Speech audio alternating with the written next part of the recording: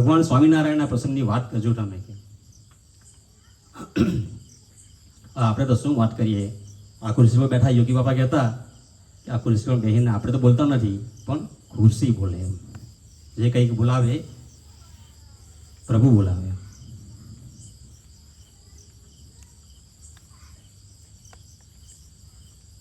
કહેવાય છે કે વૈરાટ નારાયણના આંખનો એક પલકારો 667 વર્ષનો. એ વૈરાટ નારાયણ બાથરૂમમાં પગ મૂકે અને સર્વ ક્રિયા કરીને બહાર નીકળે એટલે આખું રામાયણ પડી જાય. 667 વર્ષનો એક પલકારો, આંખનો એક પલકારો મારે એટલે 667 વર્ષ થાય.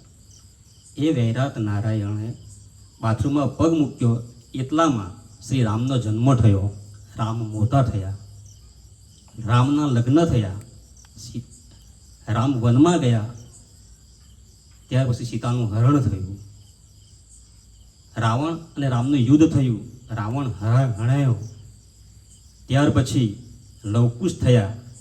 1.25 લાખ વર્ષ લવકુશે ગાદી સંભાળી અને 1.25 લાખ વર્ષ પછી લવકુશ ધામમાં ગયા. આખું જ રામાયણ ફક્ત વૈરાટ નારાયણે બાથરૂમમાં પગ મૂક્યો અને પગ કાઢ્યો એટલામાં પતી ગયું. તો એ વૈરાટ નારાયણે બગડા ઉપર 26 મીણા ચડાવીએ એટલા વર્ષ એક પગ પર ઊભા રહીને તપ કર્યું. ભગવાન સ્વામિનારાયણનું તપ થયું. તો આ ભગવાન સ્વામિનારાયણ આ ધરતી પર ન આવ્યા, એ કૃપાએ કરીને આવ્યા અને કૃપાએ કરીને આપણે એમની યોગમાં લીધા. સરસ એક સહજાનંદમાં પહેલા જ પેરાગ્રાફમાં સ્વામીએ એક મસ્ત વાત લખી કે માણસના પરસેવાના પુરુષાર્થના પરસેવાનું બિંદુનો મહાસાગર જ્યારે ભગવાનના ચરણારવિંદ સુધી પહોંચે તો અહીંયા ભગવાન રાજી ન થાય, તો એ ભગવાન આ ધરતી પર ન આવે. એ કેવળ કૃપાએ કરીને આ ધરતી પર આવ્યા અને આપણે કેટલા ભાગ્યશાળી કે એમણે આપણે એમનું શરણું આપ્યું. એટલે કહેવાનો મતલબ કે ભગવાન સ્વામિનારાયણની કૃપાથી આપણને આ સત્સંગ મળ્યો. તો સત્સંગ મળ્યો તો આપણો ધ્યેય એવો ક્લિયર હોવો જોઈએ. તો કેવો ધ્યેય? તો કે આપણે તો કેટલાય વર્ષોથી આ ધરતી પર આવીએ, કેટલાય જન્મ ધરીએ આપણે ધરતી પર. બરોબર, સ્વામીજી કહેતા કે આ ધરતી પર જ્યાં જ્યાં તમે પગ મૂકો ત્યાં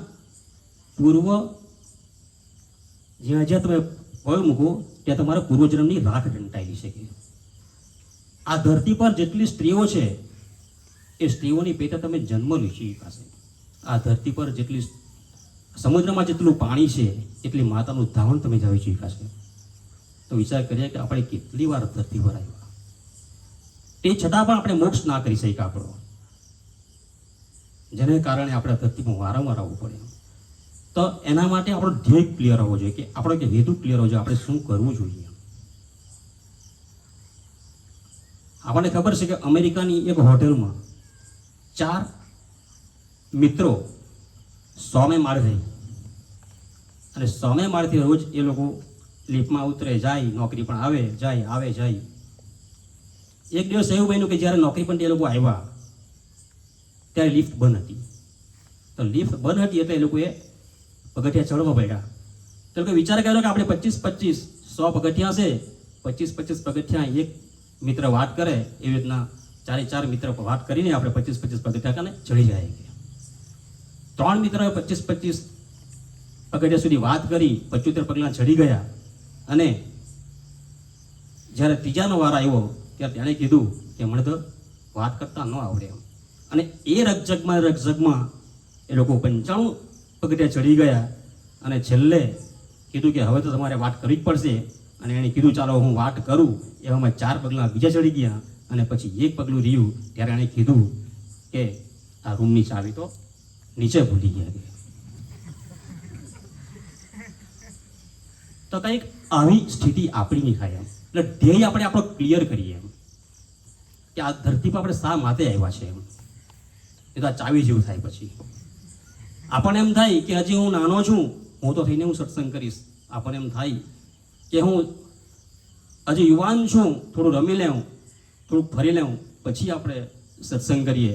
આપણને એમ થાય કે હજી તો બહુ વાર છે, વૃદ્ધ અવસ્થા આવે પછી આપણે સત્સંગ કરીએ.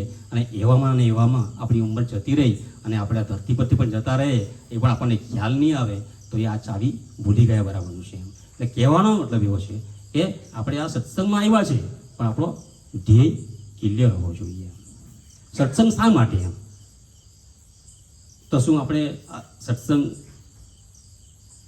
કંઈક મોટો બંગલો બનાવવા માટે કરીએ છીએ? શું ગાડી સારી લેવા માટે કરીએ? સારા પૈસા મેળવવા માટે કરીએ? શા માટે સત્સંગ કરીએ આમ? તો સત્સંગ ફક્ત આપણા આત્માના કલ્યાણ માટે કરવાનો છે, આપણા આત્માનો મોક્ષ કરવા માટે કરવો છે. તો મહારાજના વખતમાં એવા કેટલા બધા ભગતો હતા કે જેઓ મહાત્મ્ય જ્ઞાને સહિત નિશ્ચયવાળા ભક્તો હતા, એમ કે મહારાજને એવો રાજી કરી હતા. એવા ભક્તોને આપણે વાત કરીએ, લોયા 3ની અંદર આપણે વાત કરીએ તો શિવાનંદ સ્વામી અને ભગવાનંદ સ્વામીએ ભગવાન સ્વામિનારાયણ પ્રશ્ન પૂછ્યો કે હે પ્રભુ, મહાત્મ્ય જ્ઞાને સહિત નિશ્ચયવાળા ભક્ત કોને કહેવાય? ત્યારે ભગવાન સ્વામિનારાયણ વિચાર કરવા લાગ્યા અને કીધું કે જેમને મહાત્મ્ય જ્ઞાન સહિત નિશ્ચય હોય એવો ભક્ત જે સંત અને ભગવાનના અર્થે શું ના કરી શકે એમ, બધું જ કરી શકે એમ. તો કે શું? તો કે તે રાજ્ય છોડી શકે, કુટુંબ છોડી શકે, ઘરબાર છોડી શકે. એવા ભક્તો તે કયા? તો પછી મહારાજે કીધું એવા ભક્તો તો પરબતભાઈ, એવા ભક્તો તો ખોરાસાના રાજાભાઈ, એવા ભક્તો તો જંખુભાઈ, એવા ભક્ત તો રાનીબા. એવા દરેક ભક્તોના નામ કીધા ભગવાન. ત્યાર પછી ખોરાસાની આપણે વાત કરીએ તો એ રાજાભાઈ કેવા ભક્ત હતા એમ, કે જો ભગવાન માટે સંપૂર્ણ જીવન એમણે પૂરેપૂરું કરી નાખ્યું એમ. એ ખોરાસાના રાજાભાઈની વાત કરીએ આપણે તો સંતો જ્યારે જ્યારે એ ખોરાસામાં જાય તો એ દરેક ક્રિયા એ ખોરાસાના રાજાભાઈ કરતા. દરેક એમના સંતો માટે જમવાનું, સંતો માટે રહેવાનું, દરેક ગોઠવણ એ રાજાભાઈ કરતા. એક દિવસ રાજાભાઈ બહાર જાય છે અને એને મિત્રને કહે છે કે હું બહાર જાઉં છું, તો જો સંતો કદાચ આવે તો તમે એમની સેવા કરજો, મારી ઘરે જાજો, સીધું સામગ્રી આપજો અને એમનું રહેવાનું ગોઠવી લેજો એમ. એ બહાર જાય છે અને સંતો આવે છે, એમનો વણિક મિત્ર એમની ઘરે જાય છે સીધું માગવા માટે. ત્યારે એ રાજાભાઈની મિસિસ અમને ના પાડે છે કે જ્યારે જ્યારે તમે સંતો આવે ત્યારે શું મારી ઘરે જ તમે આવો છો, મારે બધું આપવાનું, મારી ઘરે છોકરા છે એ નથી, તમારે કશું નહીં કરવાનું, આવું ભલે એમને અવગણે છે.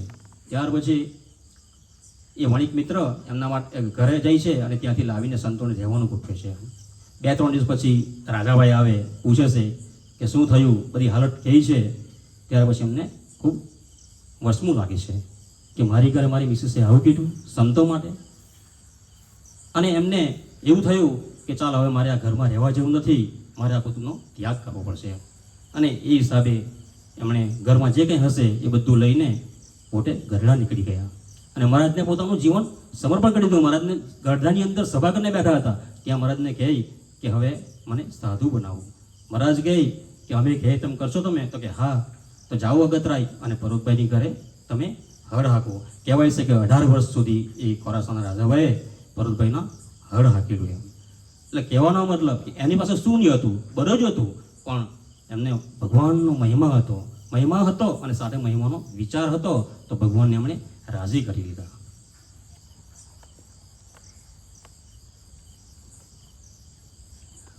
ત્યાર પછી આપણે જંખુબાઈની વાત કરીએ તો એ ઉદયપુરની જંખુબા આપણે બધાને પસંદ તો ખબર જ છે, પણ કહેવાનો મતલબ કે એમને પણ કેવી તાલાવેલી ભગવાન ભજવાની એમ કે એમણે હવેલી છોડી રાતોરાત એ ભાગી. એમના રાજાએ સિપાહી દોડાવ્યા એમને પકડવા માટે, તો રસ્તે મરેલા ઊંટના હાડ પિંજરમાં 3 દિવસ સુધી એ અંદર ભરાઈ રહી. આપણને ખબર છે કે તાજા કદાચ હાડ પિંજર હોય તો કેટલું વાસ મારતું હોય, અને આલિશાન હવેલી છોડીને એ 3 દિવસ સુધી જે ઊંટના જે પાંજરું હાડ પિંજર એમાં એ 3 દિવસ સુધી ભરાઈ રહી છે. ત્યાર પછી એ ગઢડા જાય છે, મહારાજને મળે છે અને મહારાજ એમને લાડુબા અને જીવબાની સાથે રાખે છે. લાડુબા અને જીવબા એમને વાહિડું કરાવે છે અને સાણ કરાવે છે, છતાં પણ એમને કંઈ એને જે રાણી હતી એ રાણીપણું એને હતું નહીં. એમ આપણે વિચાર કરીએ તો એમની કેટલી દાસીઓ એમની સાથે કામ કરતી હતી. એ જે કહે તે દાસી એક બધું રૂમાલ લાવ કે ભાઈ મારા માટે આ લાવ, કાટલો પાથરો, જે કંઈ કરવાનું ટોટલ કામ જે કરતી, તે છતાં પણ આજે બધું છોડીને એ ભાગી ગઈ. એમ તો ભગવાન ભજવાની એને પણ કેટલી લાલસા હતી. એમ તો આવી રીતે મહાત્મ્ય જ્ઞાન સહિત નિશ્ચયવાળા ભક્તો ત્યારે ઘણા બધા હતા. એમ એટલે કહેવાનો મતલબ કે સત્સંગમાં તો આપણે આવ્યા છે, પણ સત્સંગની અંદર આપણે જે આ સુખની પ્રાપ્તિ માટે બેઠા છે, આ સુખ ફક્ત ને ફક્ત આપણે અહીંયા સ્વામી દ્વારા છે. આપણે વિચાર કરીએ તો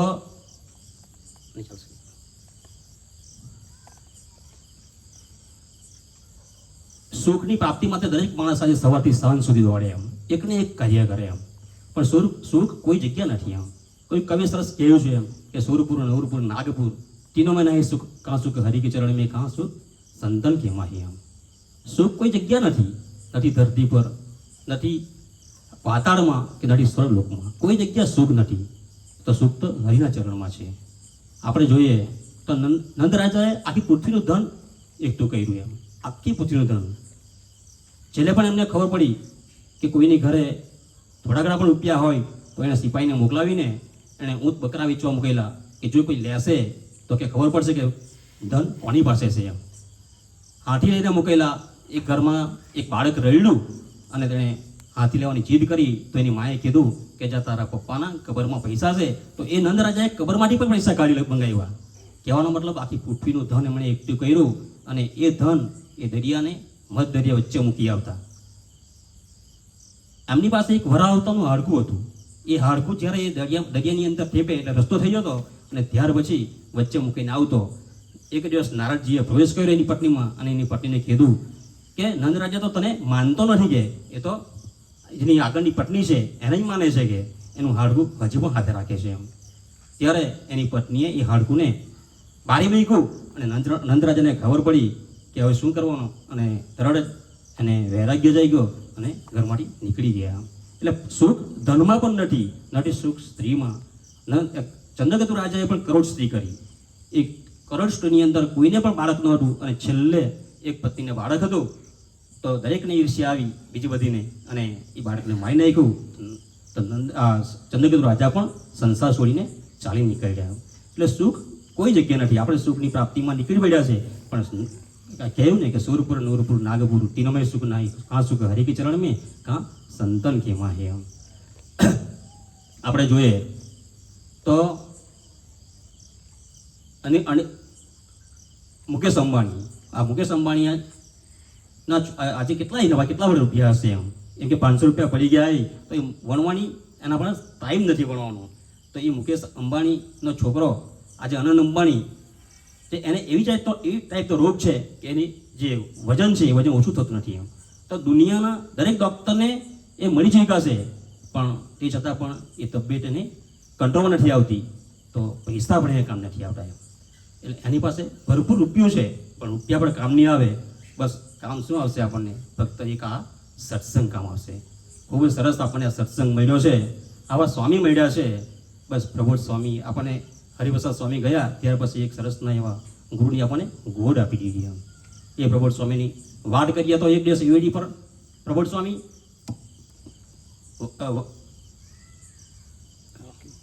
વોકિંગ કરતા હતા અને સવારનો સમય હતો, ઠંડી હતી.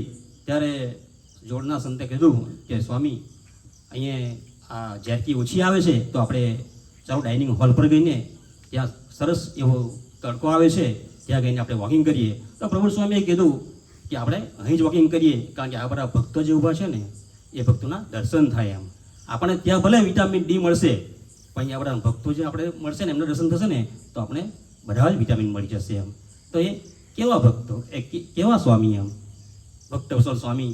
આપણે જોઈએ હરિપ્રસાદ સ્વામીની વાત કરીએ તો એકવાર હરિપ્રસાદ સ્વામી નેત્રંગ ગયા. 3 દિવસ સુધીની શિબિર ચાલતી હતી. એ 3 દિવસમાં એ શિબિરની અંદર સહિષ્ણુ ભાઈઓ જે મંદિરની બાજુમાં જે હોજ હતો એ હોજમાં સ્નાન કરતા હતા. સ્વાધ્યાય કરતાં સ્નાન કરતા તો સ્વામીજી ત્યાં ગયા, મંદિરમાં ગઈને બહાર નીકળ્યા અને પછી હોજમાં ડૂબકી મારી એમ. તો ડૂબકી મારી ત્યારે ભક્તિવાળા સ્વામીએ તો કહેલું કે હે સ્વામી, તમે કહેતે તો આપણે કે આ હોજનું પાણી કાઢી નાખીએ એમ, તમે શા માટે એમાં ડૂબકી મારી એમ. તો તરત જ ભગવાન હરિભૂષણ સ્વામીએ કીધું કે આની અંદર સહિષ્ણુ ભક્તો 3 દિવસથી નાહી છે અને સ્વાધ્યાય કરતાં નાહી છે, તો એ જે આ પાણી છે એ પાણી ગંગા કરતાં પણ પવિત્ર પાણી છે એમ. એટલે કહેવાનો મતલબ ભક્તો આવા હરિપ્રસાદ સ્વામી એવા પ્રભુડ સ્વામી આપણને મળ્યા. જે સમયે અત્યારે હાલ જ પધરામણી કરી ફળિયાની અંદર, તો એક એવો પ્રસંગ બન્યો એમ કે આ ખરેખર દિવાલની આરપાર શું છે એ જોઈ શકે છે એવા આ પ્રભુડ સ્વામી આપણને મળ્યા છે. એને એક સરસનો એક માતા એક પ્રસંગ બન્યો કે કેસરીની અંદર જ્યારે એન્ટ્રી મારી અને પહેલું જ ઘેર આવે છે અમારે વિરેન્દ્રભાઈનું, એના એક 10મા ધોરણમાં ભણતો એક દીકરો છે.